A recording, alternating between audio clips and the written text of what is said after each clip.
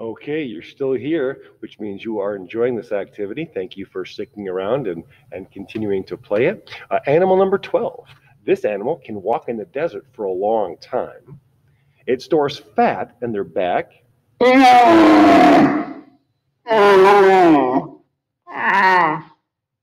not Chewbacca.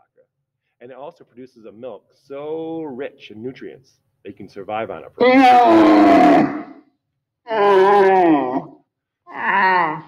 a funny sound. Any guesses? It's a camel. So right now what I want you to do, put a pillow or a towel or something soft on your back and try to crawl around on your hands and feet and see if you can keep that hump on your back without it falling off for 30 seconds. When you come back, animal number 13.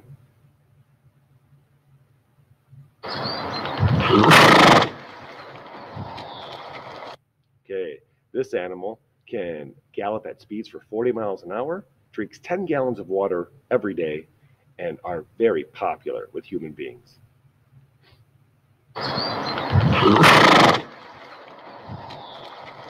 Okay, what is it? It's a horse. So right now, I want to see you gallop around the room while jumping over what you use for the camel hump for 30 seconds. Go. All right, welcome back. The next animal, write as many numbers as you still remember from the crow slide in the first slide. You still remember any of those numbers? Okay. Now, animal 14.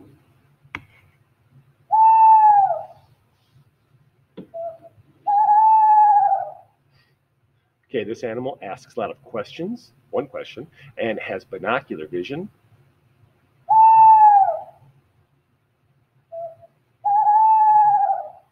And a group of them together is called a parliament, which is kind of funky. It is an owl. So right now, what I want you to do is write as many letters as you can see with your binocular vision, kind of like you do at the doctor's office. I'm going to show you a list of letters. Go ahead and see what you can see from your screen. Some of them might be difficult. Then at the end, I will move it in so you can see a closer look of what you missed. All right, go ahead. What letters do you see there? You can push pause if you want to and take as long as you want, but here are the letters. H, I, M, O, M, W, H, A, T, S, F, O, R, D, I, N, N, E, R. Okay, how many did you get right with your eagle eyes? All right, next animal. This one's a tricky one.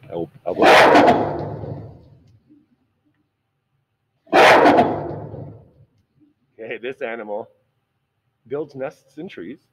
They're found naturally, only in Africa. You can see them in zoos around the world, but only naturally in Africa. And they live in groups called troops. Any guesses? It's a gorilla. So what I want you to try to do right now is I want you to do one push-up on your fists.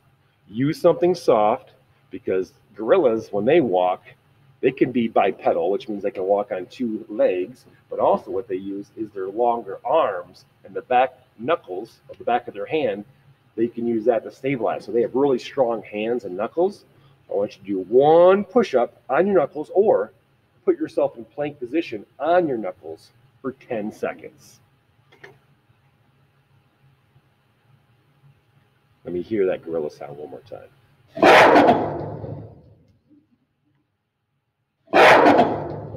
Side note, the most impressive thing I've ever seen at a zoo before was at the Minneapolis Zoo. I saw a male gorilla, silverback gorilla like the one in the picture, stood on top of this platform in this open-aired gorilla exhibit. And he was by himself, and he jumped up into the air and did one of these in mid-flight and landed. It looked like King Kong. It was super, super intimidating. But those animals are pretty impressive. Okay, well, that's the last animal we're going to get to in this third installment. So hopefully we can get it all wrapped up in the last installment, the fourth video. So thank you for staying with me up to this point, and stay tuned for its exciting conclusion.